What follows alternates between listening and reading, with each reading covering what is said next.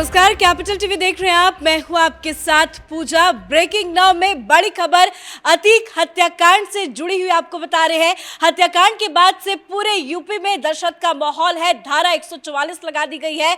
Police प्रशासन, योगी सरकार alert mode पे आ गई है। लगातार सीएम आवास पे बैठक चल रही है। इस बीच बड़ी खबर आपको बता दें, इस पूरे हत्याकांड पर यूपी पुलिस दोपहर 3 बजे प्रेस कॉन्फ्रेंस करेगी और एक बड़ी जानकारी, बड़ी अपडेट ये सामने आ रही है कि अतीक और उसके भाई अशरफ की हत्या के बाद उसकी पत्नी, अतीक की पत्नी शाइस्ता परवीन अब सरेंडर कर सकती है। तो वहीं यूपी की पुलिस तीनों आरोपियों के अलग अलग घरों पे जा रही है, परिवार वालों से पूछताछ कर रही है और परिवार वालों का बड़ा बयान ये सामने आया है कि उनका आरोपी से कोई लेना देना नहीं है। तो आरोपी तो सरेंडर कर चुके हैं, उनसे पूछताछ चल रही है। सीएम योगी ने भी उच्च स्तरीय जांच की मांग कर दी है। इस बड़ी हत्याकांड पर ताजा अपडेट के साथ मेरे साथ न्यूज रूम से जुड़े हुए हैं कैपिटल टीवी के एग्जीक्यूटिव एडिटर राजीव जी, क्या कुछ अपडेट सामने आ रही है? देखिए, जिस तरीके से इस शूट आउट को प्लान किया गया, रेकी की गई, उसके बाद एक एक मूवमेंट जो अतीक अहमद और अशरफ अहमद का था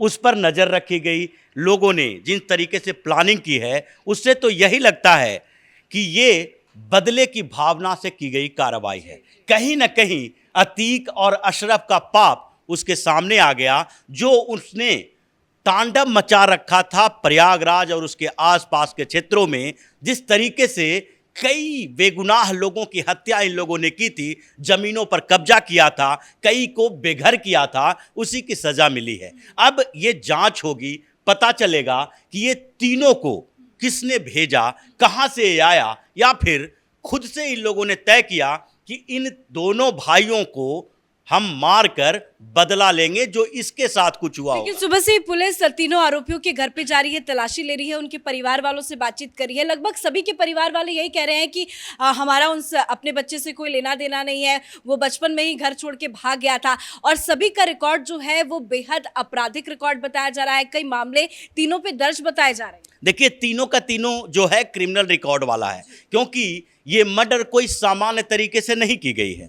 ये रेकी करके की गई है, एक एक मूवमेंट पर नज़र रख के की गई है। और ये भी प्लानिंग थी कि कब वो कुछ पुलिस वालों के घेरों के साथ हॉस्पिटल जाएगा, मीडिया कहाँ पर उनको एक्टिव रहेगी, और जब प्रेस कॉन्फ्रेंस करता रहेगा, प्रेस के सामने बातचीत करेगा, तो उस समय पुलिस वाले का ध्यान भी थोड़ा भटका हुआ रहता है कि यहाँ सुरक्षित हो सकता है। उस समय ही मर्डर किया गया, और वो भी मर्डर करने का जो तरीका था ये पूरी तरीके से एक ट्रेंड क्रिमिनल का था। पॉइंट ब्लैंक रेंज से गोली मारी गई है, बिल्कुल सिर में सटा के गोली मारना, यानी कि बचने की कोई संभावना नहीं है। इन लोगों को भी पता था कि अगर घायल होकर अतीक अहमद, अशरफ अहमद रह गया तो उसके बाद इनके पूरे परिवार के साथ कुछ गलत कर सकता है। इसलिए इन लोगों ने पूरा टारगेट किया था कि इतने नज़दीक से पूरी तरीके से सेफ साइड लेके, ऐसा सोच लो कि मारेंगे गोली, उसके बाद ये बच नहीं पाएगा।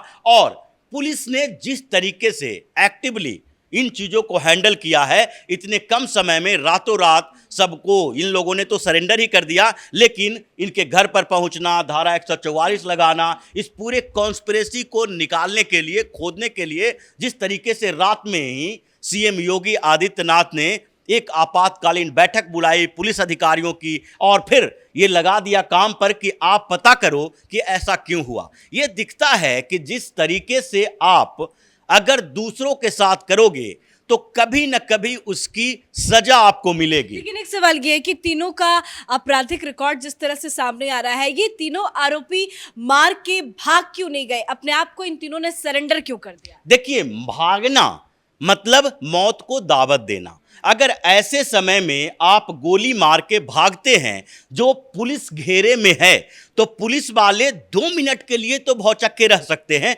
अचानक जब 28-30 राउंड गोलियां चलने लगी तो पुलिस वाले तितर बितर तो हो सकते हैं, लेकिन उसके बाद अगर ये लोग भागता तो इसका मतलब है कि इसका भी इनकाउंटर होता, क्योंकि पुलिस वाले पीछा करते और उसके बाद इन लोगों के पास कोई इतना बड़ा बैकअप नहीं था। जैसा कि जो पहले उमेश पाल के हत्याकांड में इन लोगों ने, अतीक अहमद के गैंग ने जिस तरीके से ये पूरा प्लान किया था, उसमें इसके पास एक एक करके बैकअप प्लान था कि वहां पर हम 2 गनरों को कैसे काउंटर करेंगे, उसके बाद उमेश पाल को कैसे मारेंगे, उसके बाद एक बम लिए हुए आदमी खड़ा था कि अगर बाय द वे लोगों ने हमला कर दिया तो बम से इसका इस्तेमाल करेंगे ताकि लोगों में दहशत पैदा हो जाए। इस तरह के प्लानिंग इसमें नहीं दिखती है, और ये दिखती है कि 3 लोग सिर्फ थे इसमें, 2 लोग दोनों को टारगेट किए हुए थे, यानी अतीक अहमद और अशरफ को, और तीसरा था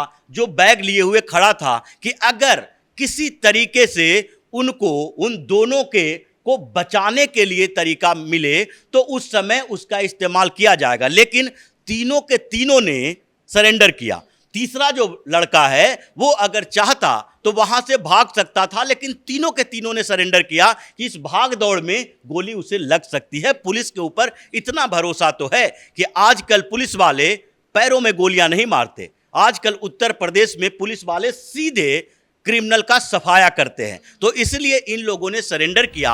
जिस तरीके से इन तीनों ने इस घटना को अंजाम दिया है, उससे तो ये लगता है कि कहीं न कहीं उसके दिमाग में अतीक अहमद के पूरे परिवार के लिए नफरत भरा हुआ था। वो चाहता था कि दोनों भाई, जिस तरीके से प्रयागराज में गंदगी फैलाया है, इन लोगों ने माफियागिरी फैलाया है, उसका बदला लेना है और इसे खत्म करना ही करना है। इसलिए इसके दिमाग में जो था वही अब धीरे धीरे सामने आएगा, क्योंकि पूछताछ में पहली बार पुलिस ने जो बताया और पुलिस को जो जानकारी मिली है उसमें तो इन लोगों का कहना है कि हम इसलिए इसकी हत्या किए कि पहले तो ये गैंगस्टर की तरह बात करता था, पहले तो ये सबको पता था कि ये देश में रह के माफियागिरी कर रहा है, वर्चस्व पैदा कर रहा है, खौफ पैदा कर रहा है। लेकिन जब धीरे धीरे पुलिस का इन्वेस्टिगेशन सामने आया तो उसके बाद ये पता चलने लगा कि ये एंटी इंडिया एक्टिविटी में शामिल है, ये आईएसआई का एजेंट है,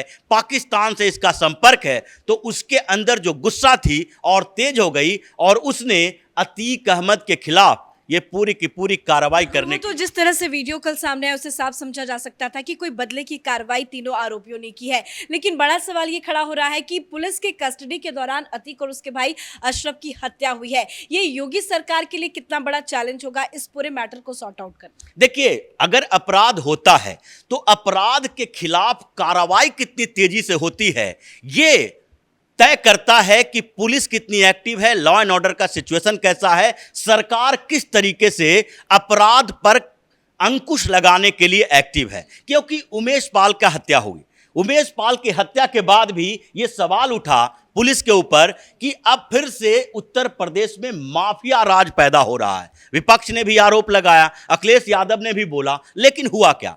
24 तारीख को उमेश पाल की हत्या हुई। 3 दिन के अंदर पहला इनकाउंटर हुआ जो आरोपी था, जो शूट आउट में शामिल था। उसके 2 दिन के अंदर एक और इनकाउंटर हुआ, मतलब अरबाज और उस्मान दोनों मारा गया। उसके बाद कुछ दिन के अंदर ही असद का इनकाउंटर हुआ, गुलाम का इनकाउंटर हुआ। यानी कि पुलिस तत्परता से उन लोगों को ढूंढ रही थी। उसके बाद ये पूरे के पूरे प्रकरण को, इसमें अतीक अहमद की भूमिका, अशरफ की भूमिका, शाइस्ता की भूमिका, ये है क्रैक करने का, किसी पर दबाव डालने का एक तरीका। तो अगर लॉ एंड ऑर्डर की बात की जाए या पुलिस पर चैलेंज की बात की जाए, चुनौती तो दोनों तरफ से थी। चुनौती तो अतीक अहमद ने भी सरकार को दिया था ये हत्याकांड करके, लेकिन उसके बाद क्या हुआ? अतीक अहमद का पूरा परिवार आज संकट में है। 3 लोग, यानी चाचा, बाप और बेटा, 3 लोगों की मौत हो चुकी है। तो ऐसे में सवाल यहां से खड़ा होगा कि इन तीनों लोगों ने जो अतीक अहमद और अशरफ की हत्या की है, इसकी पूरी कुंडली और इसके पीछे बैठा हुआ कोई भी है तो उसको पकड़ना सरकार की जिम्मेदारी है, क्योंकि कस्टडी तो पुलिस की ही थी। और कस्टडी में जिस तरह से सामान्य रेगुलर मेडिकल चेकअप के लिए ले जाया जा रहा था और इंफॉर्मेशन जो थी पहले से भी थी और उस इंफॉर्मेशन के आधार पर पुलिस सतर्क भी थी, लेकिन कितनी भी सतर्कता बरत ले, आखिरकार अपराध को पूरी तरीके से खत्म नहीं किया जा सकता है। इस पूरी दुनिया में अमेरिका के राष्ट्रपति की हत्या हो जाती है, भारत के प्रधानमंत्री की हत्या हो जाती है, या फिर किसी भी दुनिया के किसी भी देश में किसी ऐसे मानसिकता वाले लोगों को अपराध करने से पूरी तरह से खत्म नहीं किया जा सकता। तो ये जो सवाल उठ रहा है कि पुलिस कस्टडी में कैसे हत्या हो गई, तो उमेश पाल के समय भी यही था कि 2 गनर थे, कैसे हत्या हो गई। तो इतने बड़े प्रदेश में, देश में अपराध की मानसिकता को कमजोर किया जा सकता है, उसके ऊपर कार्रवाई करके, डर पैदा करके, और वो योगी की सरकार कर रही है। चाहे उमेश पाल की हत्या में हो या फिर अतीक और अशरफ की हत्या के बाद 24 घंटा भी अभी नहीं गुजरा है और पुलिस ने जिस तात्पर्य तरीके से पूरे प्रदेश में हाई अलर्ट लागू किया है, तीनों जब सरेंडर कर चुका है तो उसको ढूंढने का सवाल नहीं है, लेकिन उसके घर पर जाकर उसके पीछे के लोगों की तलाश कर ये पूरे के पूरे शूट आउट जो प्लान किया गया था उसको क्रैक करने की कोशिश की जा रही है। और इससे ज्यादा पुलिस नहीं कर सकती कुछ, न सरकार इससे तेज एक्शन ले सकती है। धन्यवाद जानकारी के लिए। तो योगी सरकार इस पूरे हत्याकांड को लेकर सुपर एक्टिव हो गई है। कल देर रात से ही लगातार मीटिंग्स पे मीटिंग चल रही है। योगी आदित्यनाथ खुद इस पूरे हत्याकांड पे नजर बनाए हुए हैं। उन्होंने पुलिस को आदेश दिया है कि पल पल की रिपोर्ट उन्हें दी जाए